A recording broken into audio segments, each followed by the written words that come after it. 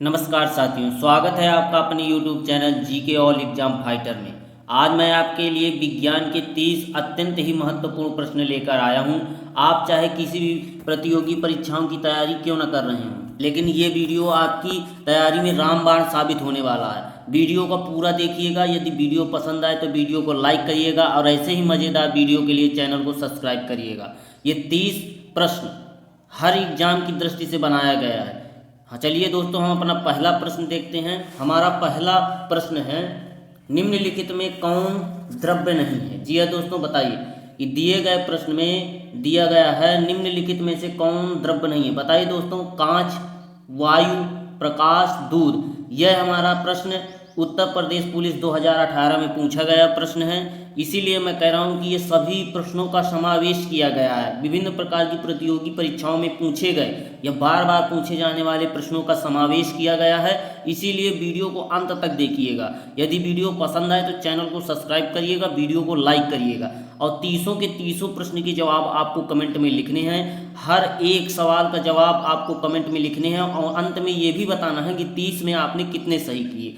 बताइए दोस्तों, निम्नलिखित में कौन द्रव्य नहीं है? कांच, वायु, प्रकाश या दूध। बताइए दोस्तों कि दिए गए विकल्पों में से निम्नलिखित में कौन द्रव्य नहीं है। यह उत्तर प्रदेश पुलिस 2018 के पेपर में पूछा हुआ प्रश्न है।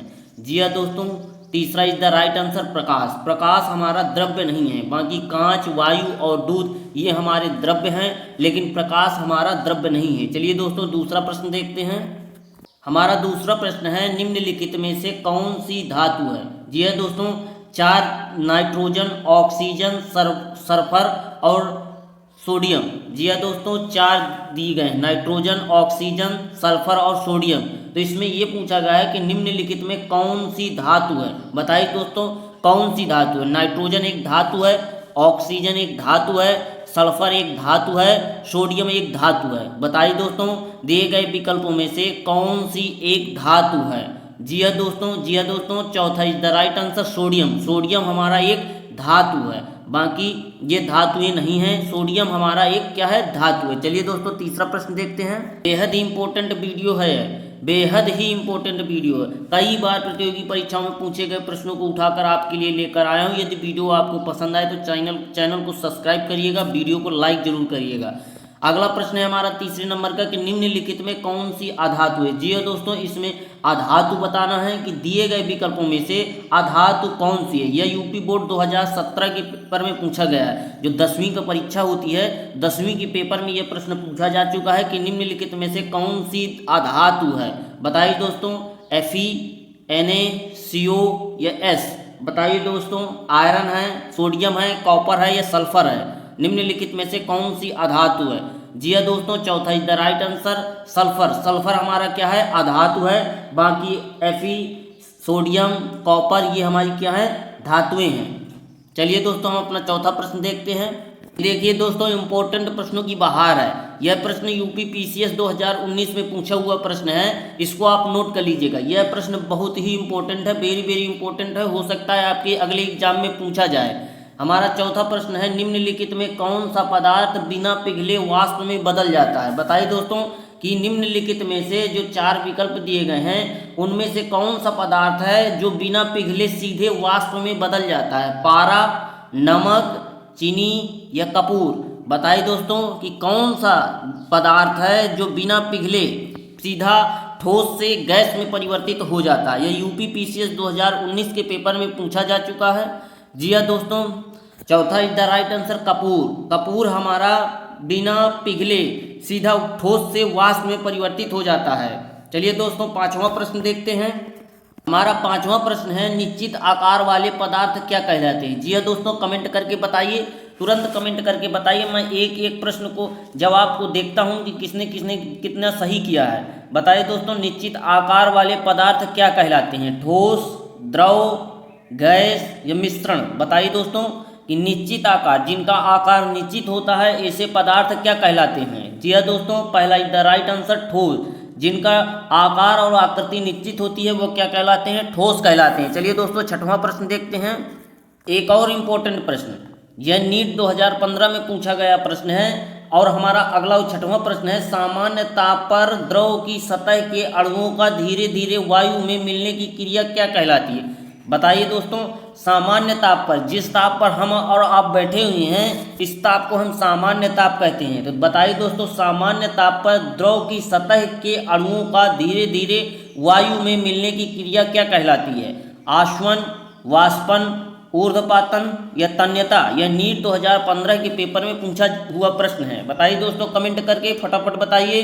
जी हाँ दोस्तों, दूसरा इज द राइट आंसर, वाष्पन। सामान्य ताप पर द्रव की सतह के अणुओं का धीरे धीरे वायु में मिलने की क्रिया क्या कहलाती है? वाष्पन कहलाती है। चलिए दोस्तों, 7वां प्रश्न देखते हैं। हमारा अगला 7वें नंबर का प्रश्न है, जिस ताप पर, जी हाँ दोस्तों, जिस ताप पर द्रव उबलना शुरू करता है वह ताप क्या कहलाता है? यह इंपॉर्टेंट प्रश्न है, इसका स्क्रीनशॉट लेकर रख लीजिएगा या रफ कॉपी में नोट कर लीजिए और बताइए कमेंट करके कि जिस ताप पर, यानी कौन सा ताप है जिसमें द्रव उबलना शुरू कर देता है और वह ताप क्या कहलाता है? देखिए, अलग अलग द्रव अलग अलग टेम्परेचर पर उबलना शुरू करते हैं। जैसे पानी हमारा 100 डिग्री सेल्सियस पर उबलने लगता है, यदि वही लोहे को हम गर्म करें तो वह 1500 से 2000 डिग्री सेल्सियस के बाद ही उबलना प्रारंभ करता है। तो वह यह पूछा गया है कि जिस ताप पर कोई द्रव उबलना शुरू कर देता है वह ताप क्या कहलाता है? गलनांक, क्वथनांक, हिमांक या इनमें से कोई भी नहीं? बताइए दोस्तों, फटाफट कमेंट करके बताइए। यदि वीडियो पसंद आए तो वीडियो को लाइक करिएगा, चैनल को सब्सक्राइब करिएगा।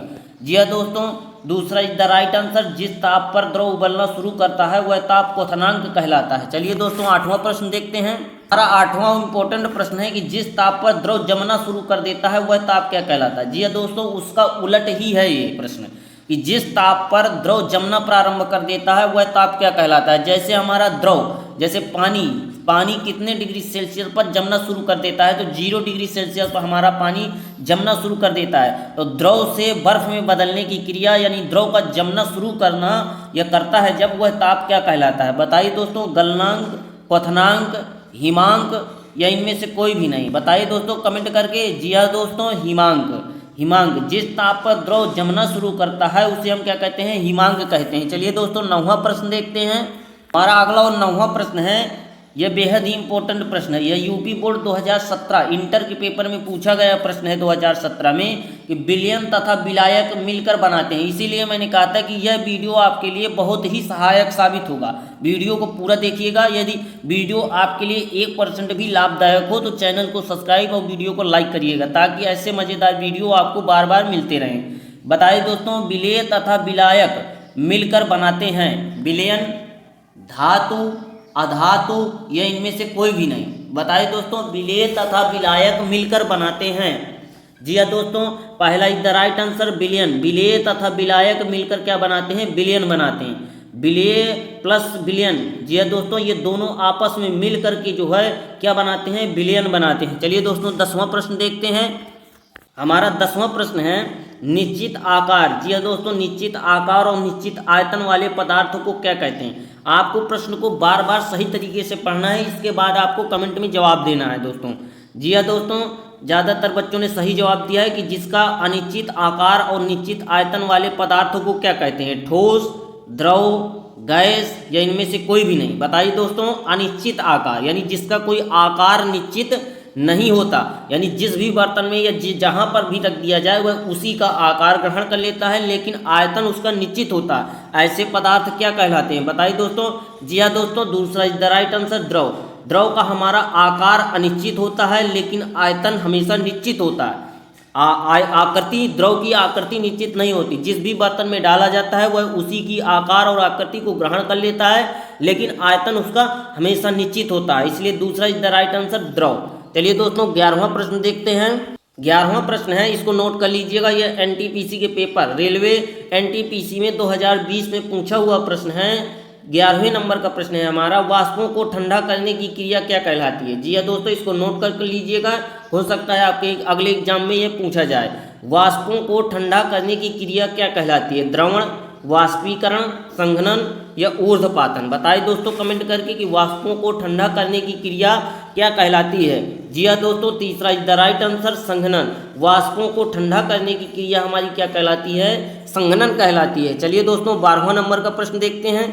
हमारा अगला और 12वें नंबर का प्रश्न है, बेहद ही इंपॉर्टेंट प्रश्न है, कई बार एग्जाम में पूछा हुआ प्रश्न है ये MPPCS। जी हाँ दोस्तों, आपके लिए ये पूरे के पूरे प्रश्न बेहद ही इंपॉर्टेंट साबित होने वाले हैं, क्योंकि ये कोई भी प्रश्न ऐसे नहीं है जो उठा करके डाल दिए गए हो।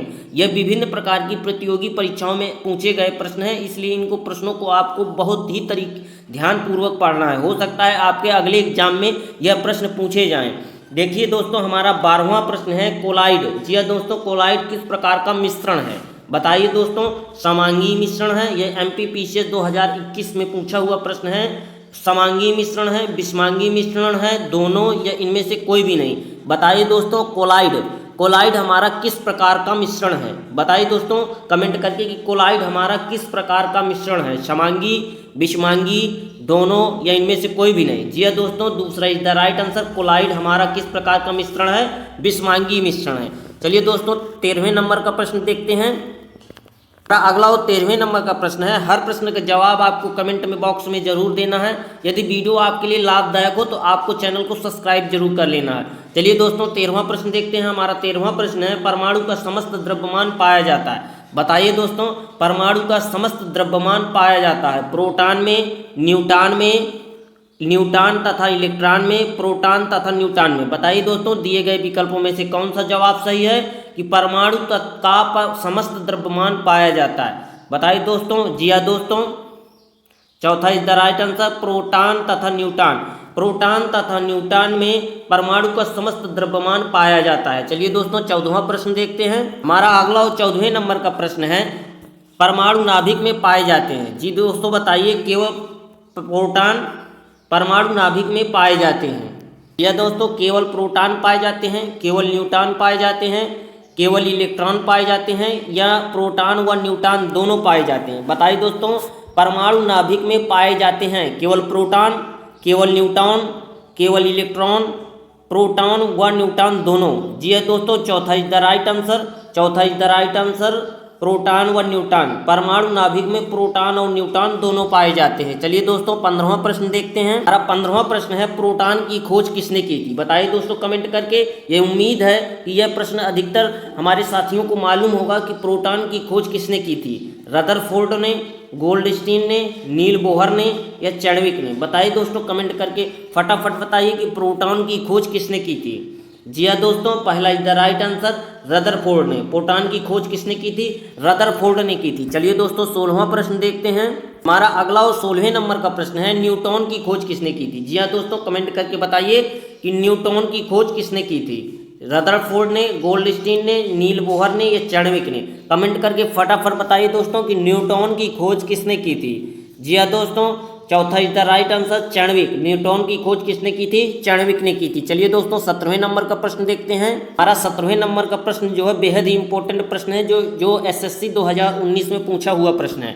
इसीलिए हमने कहा था कि यह वीडियो आपके लिए बेहद ही महत्वपूर्ण होने वाला है। पता नहीं कौन सा प्रश्न आपके लिए उठकर आपके एग्जाम में, अगले देने वाले एग्जाम में बैठ जाए। चलिए दोस्तों 17वां प्रश्न देखते हैं, परमाणु होता है। बताइए दोस्तों, ये SSC 2019 में पूछा हुआ प्रश्न है। एक धनावेशित कण, परमाणु हमारा एक धनावेशित कण होता है या एक ऋणावेशित कण होता है या एक उदासीन होता है या इनमें से कोई भी नहीं होता? बताइए दोस्तों, परमाणु होता है एक धनावेशित कण, एक ऋणावेशित कण, एक उदासीन कण या इनमें से कोई भी नहीं? जी हाँ दोस्तों, तीसरा इज द राइट आंसर, परमाणु हमारा एक उदासीन कण होता है। जी हाँ दोस्तों, परमाणु कौन सा कण होता है? एक उदासीन कण होता है। चलिए दोस्तों 18वां प्रश्न देखते हैं। अगला और 18वें नंबर का प्रश्न है। देखिए ये भी प्रश्न बेहद ही इंपॉर्टेंट है। यह UPSC 2010 में पूछा गया प्रश्न है, इसीलिए हमने कहा था कि यह वीडियो आपके लिए बेहद ही महत्वपूर्ण होने वाला है।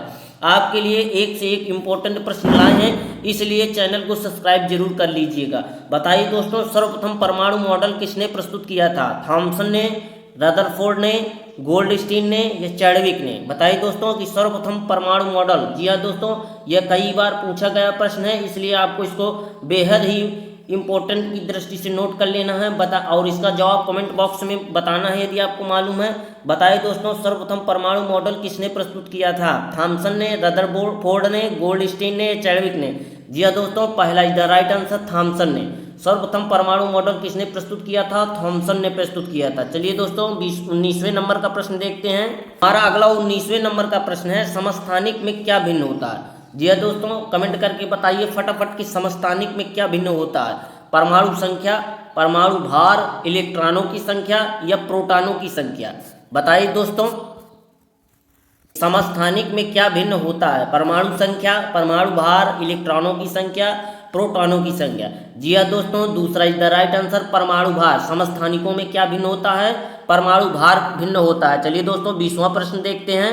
हमारा अगला और 20वां नंबर का प्रश्न है, कैथोड किरणें चलती हैं। यह बेहद ही इंपॉर्टेंट प्रश्न है साथियों, इसको नोट कर लीजिएगा और बताइए कमेंट बॉक्स में कि हमारी जो कैथोड किरणें होती हैं वह किधर की ओर चलती हैं? एनोड की ओर, कैथोड की ओर, दोनों की ओर या कोई भी नहीं? कमेंट करके बताइए दोस्तों, और वीडियो को लाइक और चैनल को सब्सक्राइब जरूर कर लीजिएगा ताकि ऐसे मज़ेदार वीडियो आपको मिलते रहें। बताइए दोस्तों, कैथोड किरणें चलती हैं एनोड की ओर, कैथोड की ओर, दोनों ओर या इनमें से कोई भी नहीं? जी हाँ दोस्तों, पहला is the right answer, anode की ओर। कैथोड किरणें हमारी कहाँ चलती हैं? कैथोड किरणें हमेशा हमारी एनोड की ओर चलती हैं। चलिए दोस्तों 21वें नंबर का प्रश्न देखते हैं।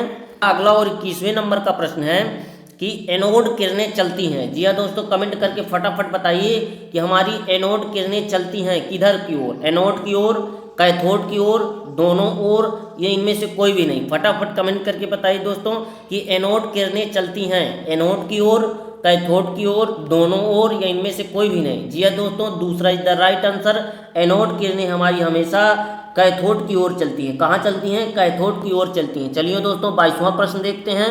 हमारा 22वां प्रश्न है, प्रोटॉन का द्रव्यमान। जी हाँ दोस्तों, प्रोटॉन का द्रव्यमान बराबर होता है। बताइए कमेंट करके दोस्तों कि प्रोटॉन का द्रव्यमान किसके बराबर होता है? न्यूट्रॉन के बराबर होता है, इलेक्ट्रॉन के बराबर होता है या इलेक्ट्रॉन और न्यूट्रॉन दोनों के बराबर होता है या इनमें से कोई भी नहीं? बताइए दोस्तों, फटाफट कमेंट करके बताइए कि प्रोटॉन का द्रव्यमान लगभग किसके बराबर होता है? किसके बराबर होता है आपको बताना है। न्यूट्रॉन के बराबर होता है, इलेक्ट्रॉन के बराबर होता है, न्यूट्रॉन प्लस इलेक्ट्रॉन के बराबर होता है या इनमें से कोई भी नहीं? जी हाँ दोस्तों, पहला is the right answer, proton का द्रव्यमान हमेशा न्यूट्रॉन के बराबर होता है। किसके बराबर होता है? न्यूट्रॉन के बराबर होता है। चलिए दोस्तों 23वां प्रश्न देखते हैं। हमारा अगला और 23वें नंबर का प्रश्न बेहद ही इंपॉर्टेंट प्रश्न है। देखिए दोस्तों, यह यूपी टेट 2017 में पूछा हुआ प्रश्न है। हो सकता है आपके अगले एग्जाम में यही प्रश्न पूछा जाए, क्योंकि ये जो प्रश्न इंपॉर्टेंट होते हैं वह प्रश्न क्यों किसी न किसी एग्जाम में पूछे गए होते हैं। यह प्रश्न हमारा यूपी टीईटी, जी हाँ दोस्तों, यूपी टीईटी 2017 में पूछा गया प्रश्न है कि रेडियो एक्टिवता, जी हाँ दोस्तों, रेडियो एक्टिवता की खोज किसने की थी?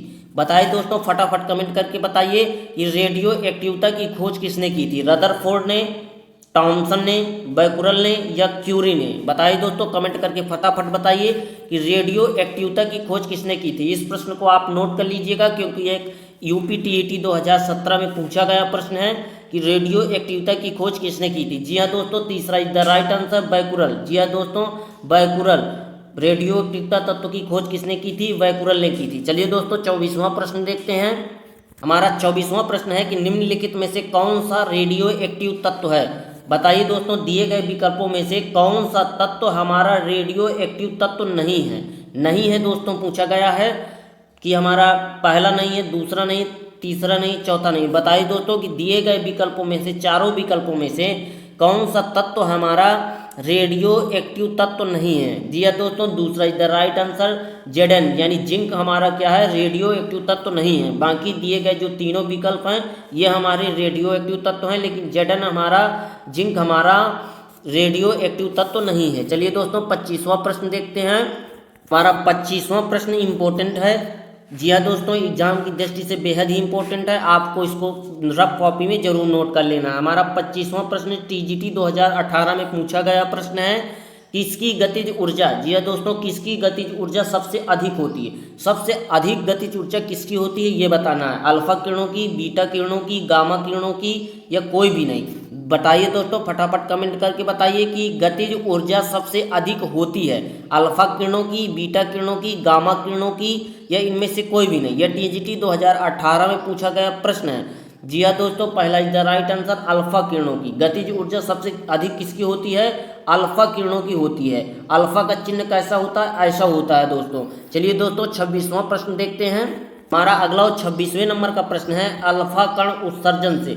जी हाँ दोस्तों, अल्फा कण उत्सर्जन से बताइए दोस्तों, फटाफट कमेंट करके बताइए कि अल्फा कण उत्सर्जन से परमाणु क्रमांक बढ़ जाता है, द्रव्यमान संख्या बढ़ती है, दोनों घटते हैं या दोनों बढ़ते हैं। परमाणु क्रमांक बढ़ जाता है या द्रव्यमान संख्या बढ़ जाती है, या परमाणु क्रमांक और द्रव्यमान संख्या दोनों बढ़ते हैं, या द्रव्यमान संख्या और परमाणु क्रमांक दोनों घट जाते हैं। बताइए दोस्तों कि अल्फा कण उत्सर्जन से क्या होता है?